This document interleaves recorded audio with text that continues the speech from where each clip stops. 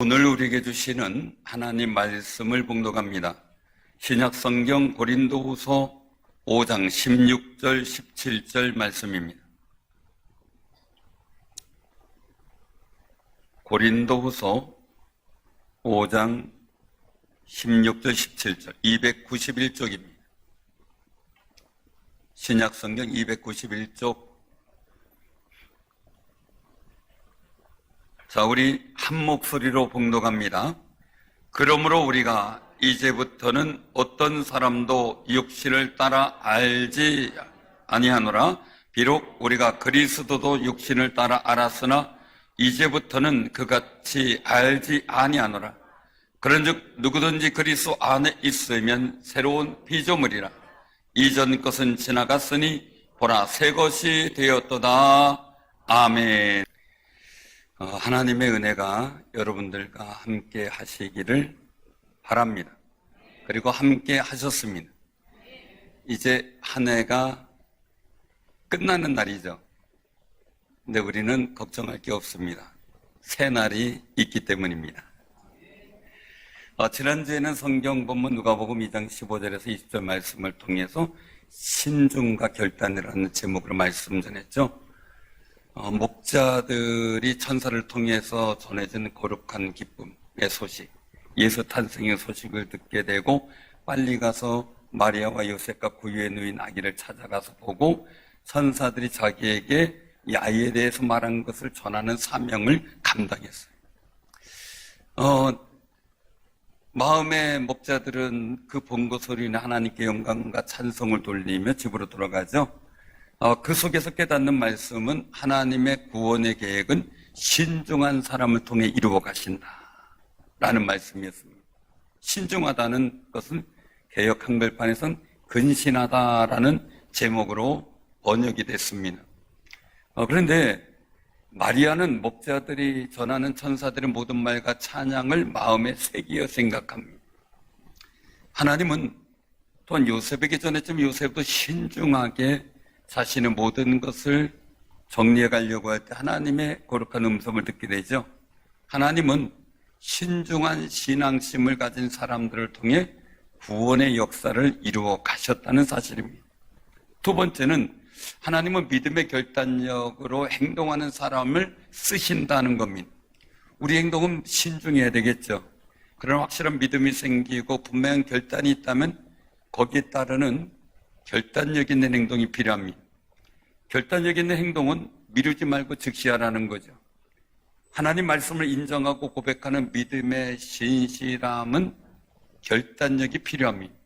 하나님의 뜻이 이루어질 줄로 믿는 사람은 모든 것을 하나님 말씀에 의지하고 하나님께 맡깁니다.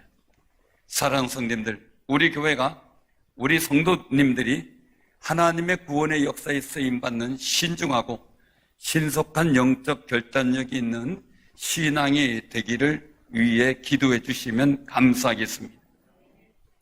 우리는 이제 2023년 한 해의 마지막 주일이자 마지막 날을 하나님 앞에 거룩한 예배를 드리게 됐어요. 2024년도 한 해를 복되게 맞이하기 위한 지혜가 필요한 때죠. 사도 바울이 고백한 일들을 보면 이제부터는 어떤 사람도 육체를 따라 알지 아니하노라 라고 선언해요. 우리가 사람들을 볼 때 육체에 따라 알 수가 있겠죠. 판단하게 되죠. 신언섭한 그렇게 말합니다. 먼저 모습을 보고 말을 듣고 글씨를 보고 판단력을 보면서 사람들을 판단한다고 하는데 그런 육체를 따라 알지 아니하노라 라고 선언해요.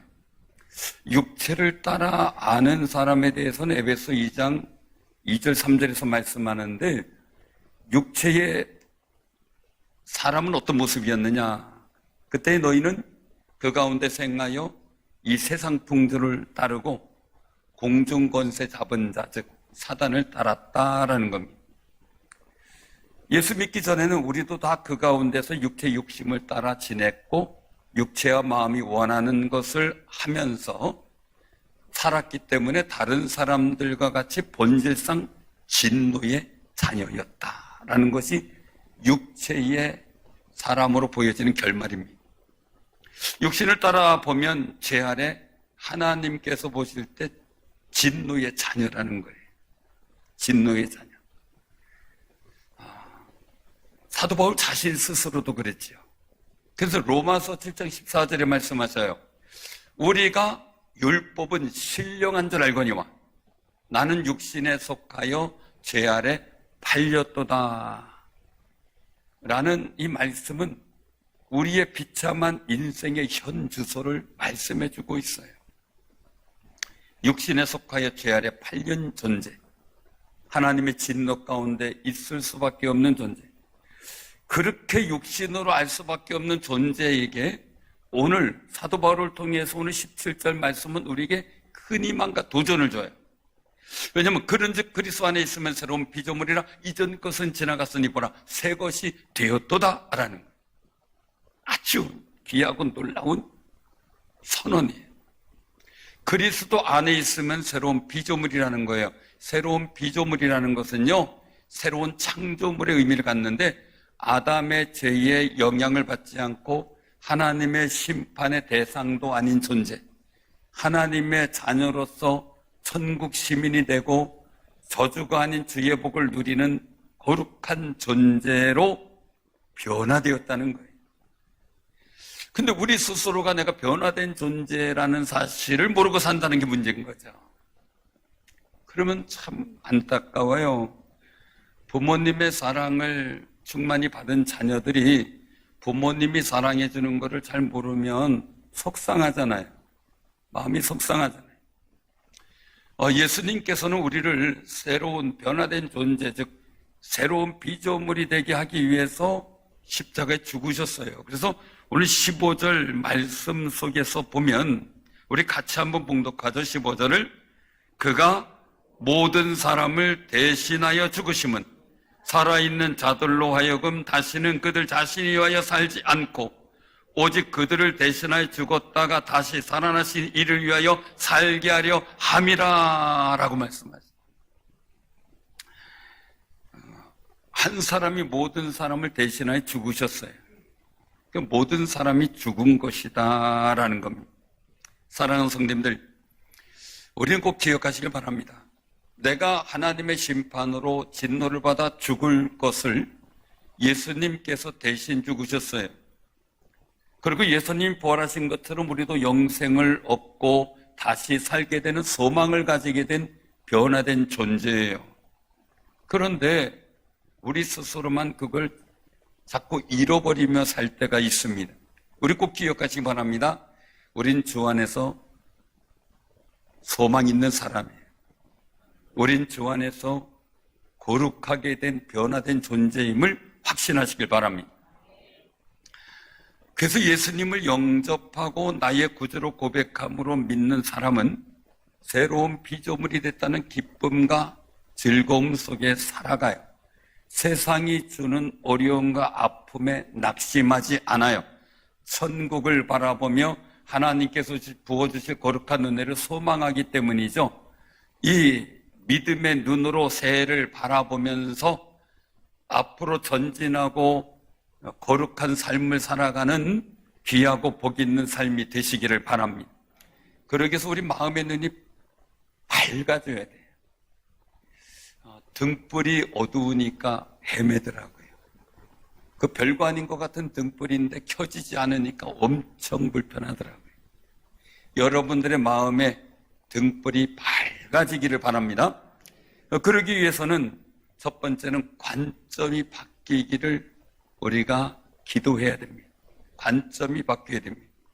관점은 사물이나 현상을 바라보고 생각하는 태도나 방향이에요. 가령 컵에 물이 절반 정도 남은 것을 보고요, 어떤 사람은 아직도 반이 남았네 그렇게 하죠. 어떤 사람은 아이고 반밖에 안 남았네 이렇게 얘기를 합니다.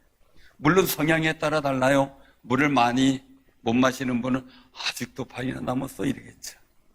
물을 많이 마시는 분은 반밖에 안 남았네 급할 수 있겠지만 여기에 관점은 그런 관점이 아니라 그 마음의 생각의 관점을 말하고 있습니다. 긍정적인 생각이냐, 부정적인 생각의 차이냐.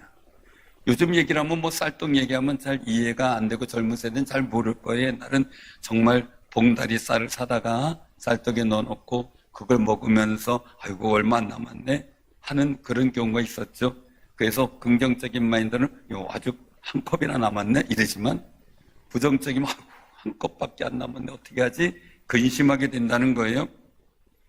오늘 본문 16절에 보면 어떤 사람도 육신을 따라 알지 아니하노라 라고 말씀하세요. 그 얘기는 관점이 달라졌다는 거예요. 육신을 따라봤던 관점이 이제 육신을 따라보지 않는다라는 거예요. 이걸 현대인의 성경에서는 그렇게 번역했어요. 그 어떤 사람도 세상적 관점으로 보지 않겠다. 우리 옆에 분들을 볼 때 세상적 관점이 아닌 주님의 관점으로 보는 거예요. 그 세번역 성경에서는 그렇게 얘기를 해요. 아무도 육신의 잣대로 알려고 하지 않습니다. 근데 육신의 잣대, 율법의 잣대로 보려고 하지 않는다는 거예요. 하나님의 사랑의 잣대, 사랑의 관점으로 보겠다는 거죠. 사랑하는 성도님들, 사도 바울도 예수 그리스도를 육신을 따라 이해했을 때는요, 그 마음에 예수를 저주했을 수도 있겠고 예수를 비난할 수도 있겠고, 그러다 보니 예수를 믿는 사람들을 잡아다 감옥에 넣기도 하고 스데반 집사님은 돌로 때려 죽이는 일까지 벌였던 사람이었죠. 그가 육신을 따라 이해했을 때 관점이 뭐였을까? 신명기 21장 23절에 보면 그렇게 말씀하셔요. 사람이 만일 죽을 죄를 범함으로 내가 그를 죽여 나무에 달거든 그 시체를 나무 위에 밤새도록 두지 말고 그날에 장사하여 내 하나님 여호와께서 내게 기업으로 주시는 땅을 더럽히지 말라. 나무에 달린 자는 하나님께 저주를 받았음이니라 라는 율법의 말씀이에요. 사도 바울은 이를 율법적 관점으로 예수님을 보았지요. 죄인들이 짊어져야 하는 저주의 십자가에서 죽은 예수 그리스도는 하나님이 진노하셔서 죽은 자로 평가되어지는 관점이 그에게 있었던 겁니다. 사울이 예수님을 율법적 관점으로 보면 범죄자처럼 죽임을 당하는 연약한 인간일 수밖에 없었던 겁니다. 그런데 그런 사울이 예수님을 믿는 사람들을 잡으러 공문서를 가지고 가다 다메섹 도상에서 예수님을 만나게 됩니다. 그때 예수님께서 주시는 은혜로 깨달음을 받고 자신의 생애에 대해서 재평가를 받아야 될 존재임을 깨닫게 되죠. 관점이 바뀌기 시작한 겁니다. 율법의 관점이 아닌 복음의 관점으로 예수님을 바라보게 된 거예요. 그 후로 예수님은 하나님께 버림받아 저주받아 십자가에 달려 죽은 죄인이 아니었던 거죠. 자기를 위해 십자가에 달려 죽으신 구세주였던 거고, 저주의 십자가가 아니라 그 십자가가 하나님과 우리와 화목하게 하려고 하셨던 하나님의 귀한 십자가임을 깨닫게 되는 거예요. 그때 이사야 43장 4절에 보면 말씀합니다. 내가 내 눈에 보배롭고 존귀하며 내가 너를 사랑하였은즉 내가 내 대신 사람들을 내어주며 백성들이 내 생명을 대신하리니 라는 말씀입니다. 정말 예수 안에서 우리가 얼마나 보배롭고 존귀한지 다시 한번 깨닫게 되는 말씀인데, 이스라엘 백성을 향하여 내가 내 눈에, 하나님의 눈에 보배롭고 존귀하게 보였고 너를 사랑했다. 그러면 백성들이 내 생명을 대신하리니 그렇게 말씀하셨는데, 백성이 아닌 하나님의 아들이 우리의 생명을 대신한 거예요. 예수님 자신을 사울을 위해 생명을 버렸다는 사실을 사도 바울이 깨닫게 된 거죠. 예수님께서 사울 자신을 위해 생명을 버렸기에 죄의 종에서 하나님의 자녀가 되는 놀라운 신분의 변화가 된 존재임을 스스로 깨닫게 된 겁니다. 율법에 매여 있던 자신, 예수님을 구주로 고백하고 영접하자 보배롭고 존귀한 자녀인 것을 다시 한번 확인하게 된 겁니다. 사랑하는 성도님, 이 놀라운 사실에 사도 바울도 감격했습니다. 우리도 좀 감격 좀 해보자고요. 아멘? 정말 감미롭다. 감격을 해야죠. 지켜보라. 정말 우리 옆에 분들하고 인사 나누세요. 우리는 보배롭고 존귀한 존재입니다. 보배롭고 존귀한 존재. 옆에 분도 나만이 아니에요. 옆에 분도 그런 분이에요. 하나님 눈에 보배롭고 존귀한 자녀예요. 우리가 이 관점의 일들을 잘 생각을 해야 돼요. 어릴 때 늘상 배웠던 게 손가락질이었어요. 그러니까 이 손가락질 하면 뭐가 되는가 봤더니 늘 생각할 때 한 손은 그 사람을 상대방을 가리키는데 세 손가락은 나를 가리키는 거지. 한 손가락은 하나님을 가리키는 거지. 그러니까 이 자체가 우리가 얼마나 많은 실수를 범하게 되는지 모르는 거예요. 옛날에는 두배 산골에 젊은 사냥꾼이 살고 있었어요. 사냥을 나간 그가 산속을 헤매다가 독수리를 발견해요.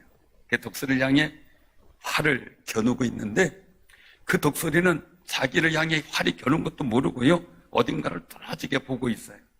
사냥꾼이 궁금해서 거길 봤더니 뱀이 있는 거예요. 뱀을 잡아먹으려고. 뱀을 잡아먹으려고 사냥꾼이 화살을 자기 쏘고 있는 걸 모르는 거죠. 근데 뱀도 또 이래 보니까 어딜까 응시하고 있더래요. 앞에 깨구리가 있는데 깨구리 잡아먹으려고. 독수리가 뒤에 있는지도 모르고. 근데 깨구리는 뭘 보는가 봤더니 무당벌레를 잡아먹으려고 노려보고 있더래. 무당벌레는 그것도 모르고 진딧물에 그냥 정신에 팔려 거기만 의식하고 있고요. 그 사냥꾼이 발을 슬그머리 내려놓고요. 뒤를 살짝 돌아봤대요. 혹시 누가 나를 잡아먹으려고 노려보는 거 아닌가. 근데 사냥꾼의 눈에는 안 보였지만 죽음이라는 모래시계가 자꾸 떨어지고 있었다는 거죠. 사랑하는 성님들, 우리는 무언가 다른 것에만 집중하다 보니까 나 자신을 몰라요. 나 자신이 변화된 새로운 존재라는 사실을 잃어버리고 살고 세상에 묻혀 세상적 존재로만 인식되며 살 때가 너무나 많이 있습니다. 그러다 보니 좌절과 낙심도 하고 후회도 하죠. 한 해를 돌아보면 후회할 일이 많아요. 회개할 일도 많고 나 자신을 책망하면서 살아가는 그런 때도 많죠. 그럴 때마다 옛날에 그 노래가락이 생각나요. 난 참 바보처럼 살았군요. 뭐 이런 게 있더라고요. 가능성이 없다고 푸념하며 한숨을 쉬기도 합니다. 그런 우리에게 하나님께서 너는 새 것이 되었다. 너는 새로운 존재가 되었다. 라고 말씀합니다. 요한복음 15장 2절 4절에 보면 무릇 열매 맺는 가지는 더 열매를 맺게 하려 그것을 깨끗하게 하시느니라 말씀하십니다. 너희는 내가 일러준 말로 이미 깨끗해졌으니 내 안에 거하라 나도 너희 안에 거하리라. 아멘. 예수 안에서 하나님의 말씀으로 깨끗해진 가지는 열매 맺는 가지로 준비된 가지예요. 우리가 늘 주의 말씀을 묵상하며 내가 가진 관점을 내려놓고 하나님께서 나를 보시는 관점, 하나님께서 세상을 보시고 하나님께서 내 이웃관계를 보시는 관점을 갖고 살아가는 아름다운 승리자들이 되시기를 바랍니다. 그러기 위해서는요, 우리가 새해에는 가정에서 가족 경건 예배를 통해 하나님의 관점을 깨닫는 영적 은혜가 풍성히 임하시길 바랍니다. 가족 간에 그냥 육신의 눈으로 봤어요. 인간적인 눈으로 봤어요. 어떤 사람은 그런 얘기를 하더라고요. 너 때문에 내가 불행해졌어. 이런 얘기를 한다 그래요. 아니 이제는 하나님의 관점으로 바뀌어야 되겠죠. 너 때문에 내가 행복해. 바라볼 수 있는 행복한 관점이 생겨나기를 바랍니다. 가정이나 가족이나 모든 게요, 세상의 사상가 아니면 세상의 가치관의 관점, 세상적으로 보는 관점이 아닌 하나님의 은혜로 보는 관점이 생겨서 믿음의 눈이 밝아지고 여러분들 삶 속에 하나님께서 비전 주시고 보시는 그 아름다운 은혜를 경험하는 귀한 삶이 되시기를 주님의 이름으로 축원합니다. 두 번째는요, 목적과 역할이 바뀌어져야 된다는 거예요. 오늘 여기서 보면 15절에 역할이 나오죠. 이제는 나 자신을 위해 살지 않고 어떻게 해요? 오직 그들을 대신하여 죽었다가 다시 살아나신 이를 위하여 살게 하려 함이라. 아멘. 역할이 바뀌었어요.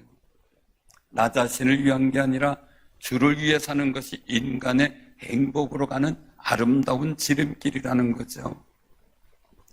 목적은 실현하려고 하는 일이나 나아가는 방향을 의미해요. 이 철학적으로 목적론이 있는데 그 뜻을 보면 모든 세계의 사물이나 현상은 일정한 목적을 실현시키기 위하여 존재하기도 하고 나타나기도 한다. 그런 말이에요. 이런 목적론은 본질적으로 어떤 일들을 가지냐면 신이 수립한 세계의 질서를 나타내기 위해 모든 것이 있다. 그러니까 우리의 존재감, 세상의 모든 피조물의 존재감이 하나님이 수립한 세계의 질서를 나타내기 위해서 존재한다는 거예요. 그 역할을 우리가 해야 된다는 거죠. 하나님께서 선택하여 부르신 우리를 위해 예수님께서 내 대신 저주의 십자가를 지고 죽으신 것은 분명한 목적이 있다는 것을 우리가 잊지 말아야 돼요. 아담과 하와를 지으셨잖아요. 그리고 에덴 동산에 드셨어요. 근데 거기 분명한 목적이 있어요. 창세기 2장 15절에 보면 여호와 하나님이 그 사람을 이끌어 에덴 동산에 두어 그것을 경작하며 지키게 하시고 이렇게 말씀하세요. 아담과 하와에 대한 기대감이 있어요. 잘 지키고 잘 경작하기를 원하시는 기대감이. 그리고 거기에는 해야 될 행동과 하지 말아야 될 행동이 분명히 선이 그어져 있어요.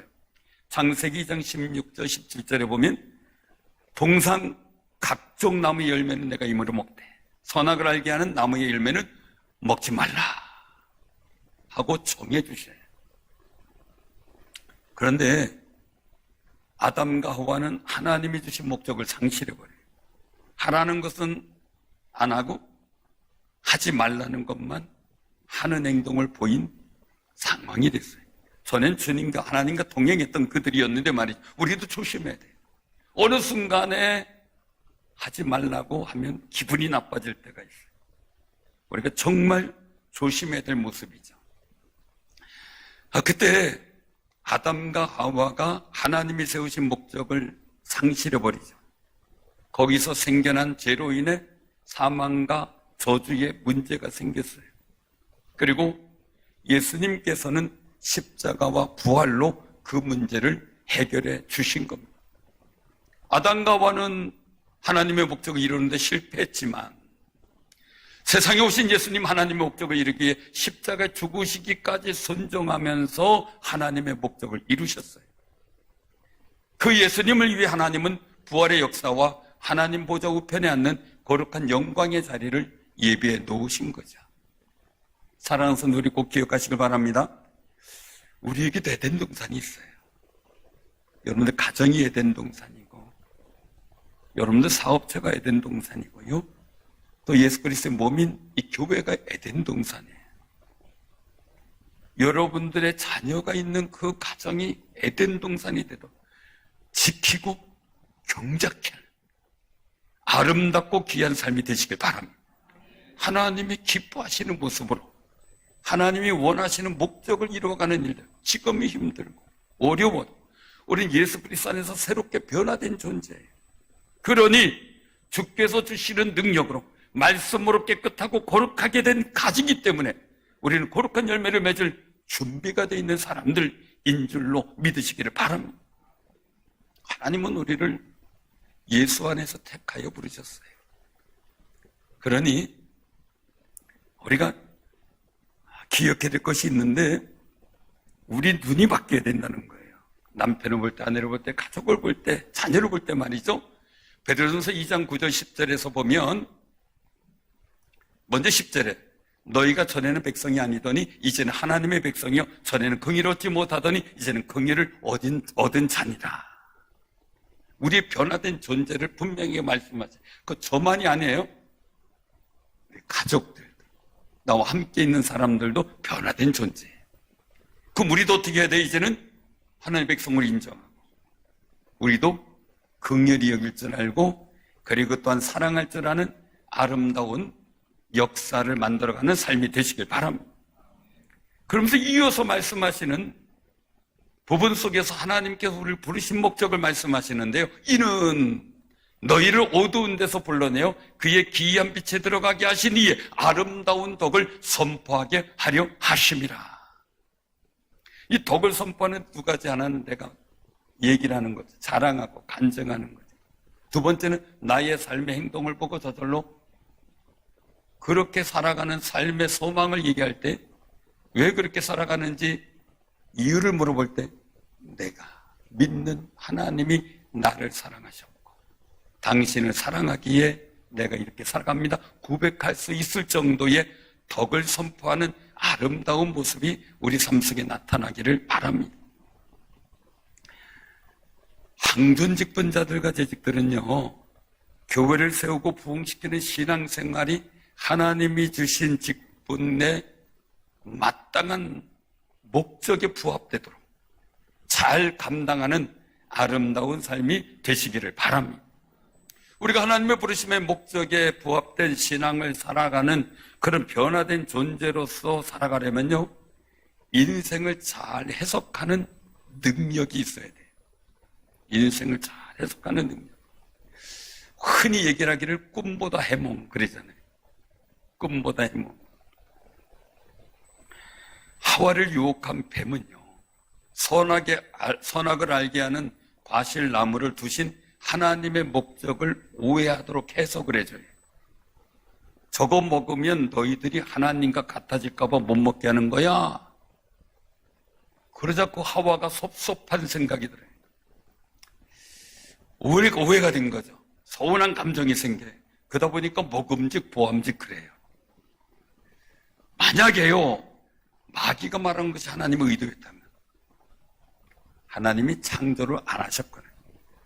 아예 에덴 동산에서 뽑아버리셨겠죠. 그 나무는 아담과 하와의 하나님의 목적에 살아가는, 목적에 맞게 순종하는 일에 대해서 확인하는 도구예요. 우리에게도요, 이런 하나님의 목적에 맞게 순종하며 살아가는지 확인하는 도구가 있어요. 근데 늘 거기에 걸려 넘어질 때가 있습니다. 사랑하는 성도님, 그것을 잘 이겨 정말 하나님 앞에 내가 이렇게 순종합니다라는 거룩한 마음, 거룩한 모습, 거룩한 신앙을 보이는 삶이 되시길 바랍니다. 그래서 이 목적론적 해석이라는 말이 있어요. 목적론적 해석. 법률 용어 속에서 들어있는데 그 내용을 보면 법문의 목적에 부합하도록 해석하는 것을 말한다, 그렇게 해요. 그러면 우리 모든 일을 해석할 때 하나님의 말씀에 부합하도록 해석할 줄 알아야 돼요. 또 모든 상황이나 일들을 하나님께서 나를 택하시고 부르신 목적에 부합되게 해석을 하는 지혜가 있어야 돼요. 저는 목사로서, 여러분들은 장로님, 안수사님, 권사님, 그리고 집사님들, 성도님으로서 정말 어떻게 내가 하나님의 목적에 부합되게 해석을 할까, 지혜를 구하는 귀한 삶이 되시길 바랍니다. 그럴 때 내 삶의 자리에서 마귀에게 속지 않아요. 또 환경에 넘어지지 않아요. 왜요? 고난은 축복의 예비라는 사실을 알고 있기 때문이죠. 그래서 하나님의 목적을 이루어가는데 넉넉하게 쓰임받는 믿음의 담력이 생겨요. 하나님께서요, 요셉을 애굽의 총리로 만들려고 하는 목적을 이루어 가셔요. 요셉에게 꿈을 주셨어요. 그런데 하나님께서 요셉을 왜 사용하셨을까 보면 이 목적론적 해석을 참 잘해요. 그 능력을 인정하신 것 같아요. 그러니까 꿈 해몽 속에서도 그 목적론적 해석을, 하나님의 선하신 목적을 잘 해석하는 거죠. 창세기 50장에 보면 16절에서 21절에 아버지 야곱이 돌아가셔요. 형들은 불안했어요. 왜? 아버지 때문에 자기들이 동생 요셉이 복수를 안 한다고 생각하는 상황이었기 때문이죠. 그래서 아버지가 돌아가셨으니 어떻게 합니까? 방패막이가 없어요. 자기네들을 보호해 줄 게 없어요. 그래서 꾀를 내요. 아버지의 유언이에요. 그래서 요셉에게 얘기를 해요. 돌아가시기 전에 우리한테 명령을 한 것을 전달한다고 해서 내 형들이 내게 악을 행하였을지라도 이제 바라건대 그들의 허물가지를 용서하라 하고 요셉에게 이르게 하셨다고 말하라고 당부했다고 말을 전합니다. 그리고 또 형들이 친히 와가 얘기를 합니다. 요셉 앞에 엎드려 당신의 아버지의 하나님의 종들이 우리 죄를 이제 용서하소서 하고 엎드려 사죄합니다. 그러자 요셉이 그들의 말을 들었을 때 울었습니다. 울컥했겠죠. 그때 요셉이 하는 말이 있습니다. 두려워하지 마소서. 내가 하나님을 대신하리까? 당신들은 나를 헤아려 하였으나 하나님은 그것을 선으로 바꾸사 오늘과 같이 많은 백성의 생명을 구원하게 하시려 하셨나니 당신들은 두려워하지 마소서. 내가 당신들과 당신들의 자녀를 기르리이다 하고 간곡한 말로 위로해요. 이것이 요셉의 목적론적 해석법이에요. 자기의 노예의 삶, 그 모든 일들 속에 하나님의 선하신 뜻이 있음을 알고 믿었던 거죠.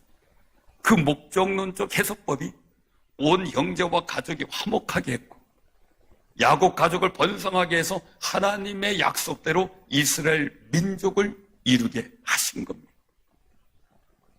여러분들의 목적론적 해석법이 여러분들 가정을 부흥케 하고 화목케 하고 교회를 부흥케 하며 하나님의 복된 역사를 만들어가는 거룩한 역사가 있기를 바랍니다. 오늘 본문 18절 19절에 보면 말씀하세요. 모든 것이 하나님께로 났으며 그가 그리스도로 말미암아 우리를 자기와 화목하게 하시고 우리에게 화목하는 직분을 주셨으니 곧 하나님께서 그리스도 안에 계시사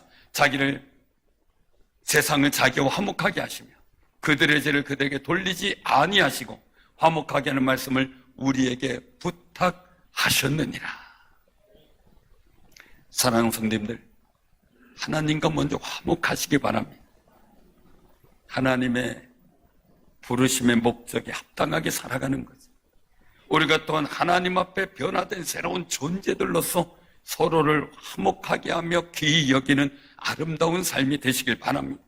그럴 때 내가 행복해집니다. 왜요? 성령께서 기뻐하시기 때문이죠.